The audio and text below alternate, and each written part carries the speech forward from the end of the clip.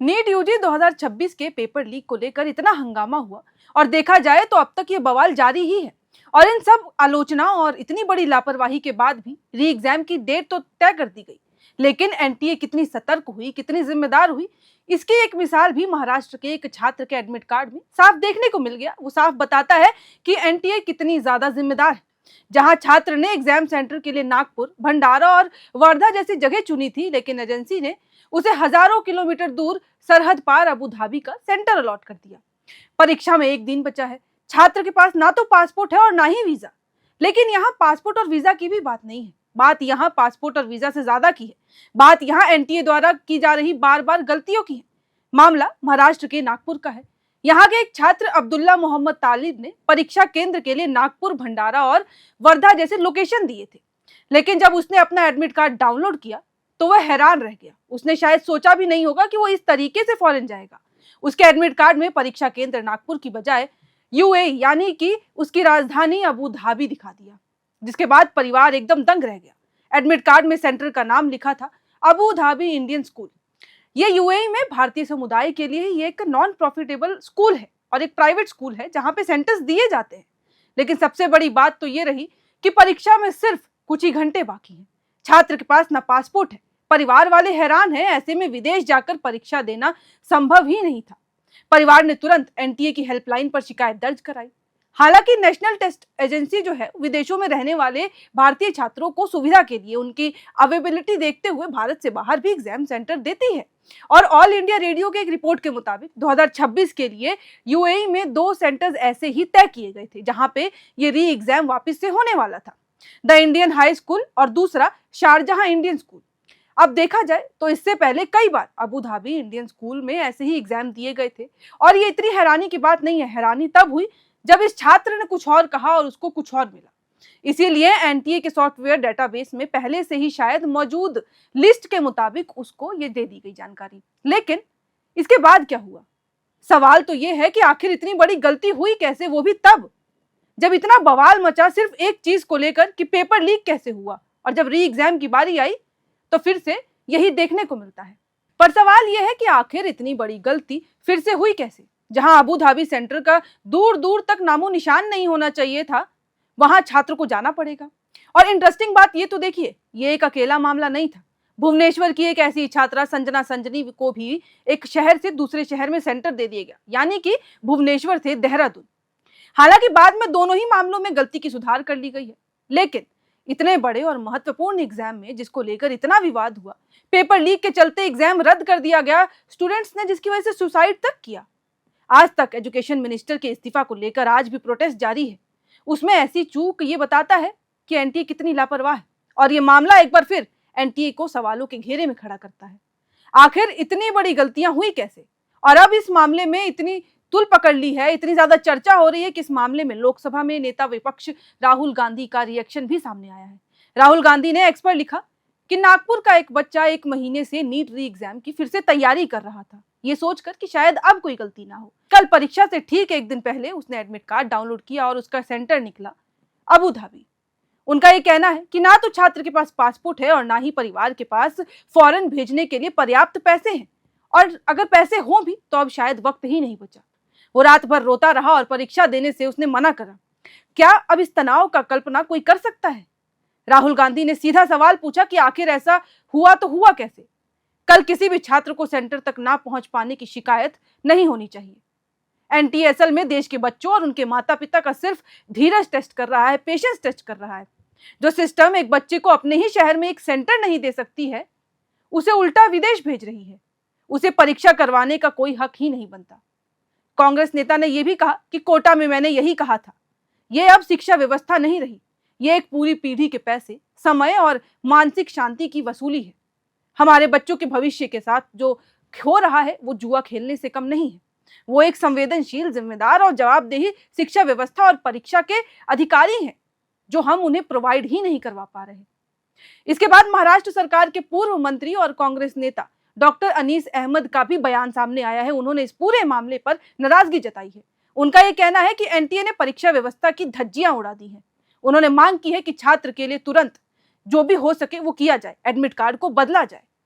उन्होंने कहा कि छात्र के पास पासपोर्ट तक नहीं है, ऐसे में 24 से 48 घंटे के भीतर पासपोर्ट और वीजा बनवाकर ऐसे एग्जाम देने के लिए विदेश भेजना मुमकिन ही नहीं है। अब इस पूरे घटना के बाद एनटीए ने अपनी गलती को स्वीकार कर लिया है। अब्दुल्ला को अबू धाबी सेंटर देने का मामला एनटीए तक पहुंच गया था तो उसके अधिकारी हरकत में आ गए। एक्स पर प्रतिक्रिया देते हुए एनटीए ने लिखा कि शिकायत पर ध्यान दिया जा रहा है और कैंडिडेट को कुछ ही घंटों के भीतर वेरिफिकेशन के बाद नागपुर में एक अलग से सेंटर दे दिया जाएगा। अब इस बीच एनटीए का यह भी कहना है कि 21 जून को होने वाली एग्जाम में 22.79 लाख से ज्यादा अभ्यर्थी शामिल होंगे और हम ये देखेंगे कि कोई भी चूक ना हो। इसके लिए भारत के 551 और विदेश के 14 शहरों में 5000 से ज्यादा एग्जाम सेंटर बनाए गए हैं। एनटीए के मुताबिक एग्जाम कंडक्ट कराने में 2 लाख से अधिक कर्मी, 674 सिटी कोऑर्डिनेटर और 6000 से भी ज्यादा ऑब्जर्वर लगाए गए हैं। अब इसके साथ ही एनटीए ने एडवाइजरी भी जारी की, जहां वो ये कहती है कि सोशल मीडिया प्लेटफॉर्म पर लगातार निगरानी रखी जा रही है ताकि अफवाहों और गड़बड़ियों के कारण कुछ भी गलत ना हो। एजेंसी ने 14 सीएमएचए, सीबीआई और अन्य साइबर अपराध एजेंसियों के पास शिकायतें दर्ज कराई हैं। इसके साथ ही संदिग्ध जितने भी एक्टिविटीज होंगी उन पे भी कार्रवाई की जा रही है और ये देखा जा रहा है कि ऐसी कोई भी एक्टिविटीज एग्जाम के दौरान ना हो। एनटीए ने साथ ही साथ अभ्यर्थियों से भी ये अपील की है कि केवल आधिकारिक सूचनाओं पर भरोसा करें और पेपर लीक या एग्जाम से जुड़ी अफवाहों को ध्यान ना दें। संदिग्ध संदेशों और चैनलों की जानकारी एनटीए या फिर साइबर अपराध एजेंसियों को देने को कहा गया है। एजेंसियों ने छात्रों से शांत रहने और अपनी तैयारी पर भरोसा रखने और जरूरत पड़ने पर टेली मानस जैसे कि 144 जैसी मानसिक स्वास्थ्य हेल्पलाइन का उपयोग करने की सलाह भी दी है। लेकिन यहाँ मैं सवाल करूंगी, तो ये जो गलतियां हो रही हैं, ये अगर जो स्ट्रेस क्रिएट करता है तो इसकी जिम्मेदारी कौन लेगा? ये जो लापरवाही लगातार बढ़ती जा रही है छात्रों के साथ, उसकी जिम्मेदारी कौन लेगा? खैर, बहरहाल कल जब अब री एग्जाम होगा, कुछ ही घंटे रह गए हैं, तो सरकार द्वारा सुरक्षा के पूरे इंतजाम किए जा चुके हैं ताकि पिछली बार की तरह पेपर लीक ना हो। उसके लिए एनटीए ने एग्जाम के क्वेश्चन पेपर्स और अन्य गोपनीय जितनी भी चीजें हैं उससे रिलेटेड उनको सुरक्षित तरीके से एग्जाम सेंटरों तक पहुंचाने की जिम्मेदारी जिला प्रशासन, पुलिस और स्क्वाड टीम को दे दी है। सभी सेंटरों पर सेंटर सुपरिटेंडेंट और इन्विजिलेटर भी मौजूद रहेंगे उस वक्त, और एग्जाम की सुरक्षा के लिए बहुस्तरीय व्यवस्था भी की गई है। गोपनीय प्रश्न पत्र यानी कि क्वेश्चन पेपर और उसके साथ जो जितनी भी चीजें हैं वो सील रहेंगी और सिर्फ एग्जाम के समय ही खुलेंगी। एग्जाम सामग्री ले जाने वाले जितनी भी गाड़ियां हैं उस पर जीपीएस ट्रैकिंग भी लगी होगी और साथ ही साथ उसके साथ भी पुलिसकर्मी होंगे। सभी एग्जाम सेंटर सीसीटीवी निगरानी में रहेंगे और उनकी लाइव मॉनिटरिंग भी की जाएगी। लेकिन अब देखना यह होगा कि इतने बड़े दावों और तैयारियों के बीच एनटीए इस परीक्षा को बिना किसी विवाद और गड़बड़ी के सफलतापूर्वक आयोजित करवा पाता है या नहीं, क्योंकि यही दावे और यही बातें जो हैं वो पहले भी कही गई थी। यहाँ तक कि जब पेपर लीक हो गया, जब इतना बवाल मचा, यहाँ तक कि इस पेपर लीक के कारण एक कॉकरोच जनता पार्टी तक बन गई जो आज तक इसके लिए लड़ रही है, आवाज उठा रही है, और उनका सिर्फ बोर्ड और उनकी जुबान सिर्फ एक चीज कहती है कि धर्मेंद्र प्रधान इस्तीफा दो। उनमें से कई बयान थे, को एक लाइन ये भी थी जो कहीं ना कहीं सही भी है। उनका कहना था कि धर्मेंद्र प्रधान भी एक सरकारी नौकर है जो जनता के लिए काम करते हैं, जैसे हम नौकरी करते हैं वो भी एक नौकरी कर रहे हैं, और अगर नौकरी में गलती होती है तो उसे ऐसे ही एक मौका दिया जाता है, लेकिन जब वो गलती रिपीट होती है तो उन्हें नौकरी से निकाल दिया जाता है। यहाँ ऐसा कुछ भी नहीं हो रहा, इसीलिए हम लगातार मांग कर रहे हैं कि धर्मेंद्र प्रधान जल्द से जल्द इस्तीफा दीजिए। गलती आपने मान ली, लेकिन वो गलती में कोई सुधार नहीं आया, क्योंकि पेपर लीक का मामला पहली बार तो 2026 में हुआ नहीं था। पिछली बार भी ऐसा ही पेपर लीक हुआ था जहां धर्मेंद्र प्रधान ने पूरी जिम्मेदारी ली थी। उन्होंने कहा था कि आगे से कभी ऐसा कुछ नहीं होगा, लेकिन फिर से हुआ। और अब पेपर रद्द होने के बाद री एग्जाम की जब तारीख दी गई, अब जब कुछ घंटे रह गए हैं, तो फिर से वही गलतियां नजर आई। शायद पेपर लीक तो नहीं है ये, लेकिन एडमिट कार्ड की इतनी बड़ी गलतियां, वो भी एक छात्र के लिए बहुत बड़ी गलती है। जब तक उसके सामने चीजें वापस स्पष्टता से नहीं आ जाती हैं, वो तो टेंशन में ही रहेगा। उसके मेंटल हेल्थ पे कितना प्रेशर पड़ता है, कितनी चीजें उसके मन में बीतती हैं, वो शायद आप और हम कल्पना नहीं कर सकते। लेकिन ये आपने और मैंने जरूर देख लिया, जब पेपर रद्द हुआ था कितने बच्चे इस मेंटल प्रेशर से गुजरे, कितने बच्चे जो है पढ़ाई छोड़ चुके हैं, जिनके माँ बाप ने अपना जिंदगी भर का पैसा जो था वो उनकी पढ़ाई पे लगा दिया कि एक दिन मेरा बेटा, मेरी कमाई है, वो एक दिन पढ़ेगा लिखेगा और फिर वो पैसे सूद समेत वापस आ जाएंगे। इसमें हैरानी की बात नहीं है। और इस बार जब एग्जाम का ऐसा एडमिट कार्ड आया तो अब्दुल्ला के पिता का भी कुछ ऐसा ही रिएक्शन था। परिवार रात भर रोता रहा, परिवार अभी भी टेंशन में है। हालांकि एनटीए ने गलती जो है सुधार कर ली, उसको स्वीकार कर लिया, लेकिन जब इतनी बड़ी लापरवाही हुई तो फिर छोटी सी गलती कैसे हुई?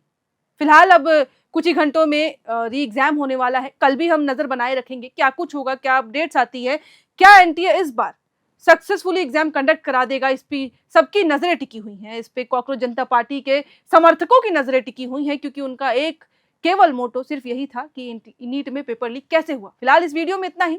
आगे जो अपडेट्स आएंगी वो सब हम अब तक साझा करते रहेंगे। कैमरे के पीछे मौजूद है मेरे सहयोगी अभिषेक, और ऐसी ही और तमाम खबरों के लिए आप देखते रहे air now. FRP pressure vessels are made using fiber reinforced plastic, a powerful combination of high-strength glass fibers and corrosion-resistant resin. At Duraplast, we manufacture these vessels using advanced filament winding technology. Layer by layer, resin-coated glass fibers are precisely wound over a rotating mold, creating a structure that is lightweight, high-strength, and built to handle pressure. The result? Superior corrosion resistance, longer lifespan, lower maintenance costs for industries that demand performance without compromise. For customized FRP pressure vessel solutions,